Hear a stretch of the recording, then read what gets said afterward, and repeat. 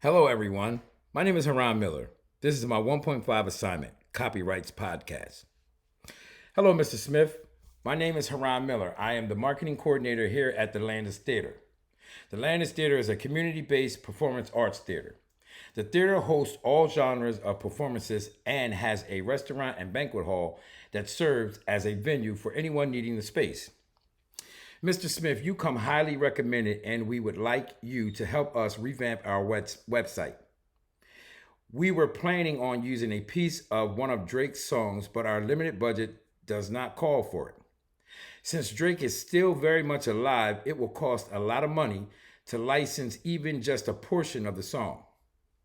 I suggest we use music from Free Music Archives, Public Domain, or Creative Commons to find a piece of music for the website. Free Music Archive is a great site to find curated background music for free. The tracks on FMA are cleared in advance and are legal to use without worrying about copyright laws. Public domain works are creative work that are not protected by copyright. The music is free to use without permission. Creative Commons allows you to legally use some music, movies, and images for free. Mr. Smith, I also understand you have two suggestions for the background image. One suggestion is a piece by Leonardo da Vinci, and the other one is a Andy Warhol painting. So that we don't run into any issues with copyrights, I believe we should go with the Leonardo da Vinci. Unfortunately, Leonardo da Vinci died on my birthday, which is May the 2nd, 1519. But the good news is his works are in public domain, free to use without any permissions. We can't use Andy Warhol's work because it's not in public domain, free to use without permissions.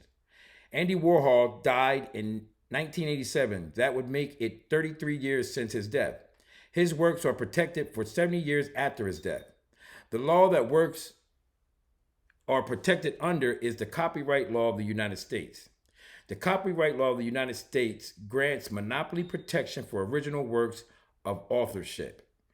With the stated purpose to promote art and culture, copyright law assigns a set of exclusive rights to authors to make and sell copies of their work, to create derivative works, and to perform or display their works publicly. These exclusive rights are subject to a time limit and generally expire 70 years after the author's death. In the United States, any works published before January 1st, 1925 is generally considered public domain. Now, Mr. Smith, before I hire you, I want you to understand the work you create will be owned by our company. We have this understanding in writing and will have you sign it before the work begins. The work falls under work for hire since we are employing your services. The ownership of the copyrighted material falls under work for hire, and our company will have ownership of whatever you create when it's complete. Work for hire comes from the U.S. copyright law that gives a company ownership of copyrighted material rather than an individual who is employed by the company. Under the copyright laws of the United States, work for hire is protected for 95 years from the first publication or 120 years from the date of its creation, whichever is less. Thank you for your time and patience.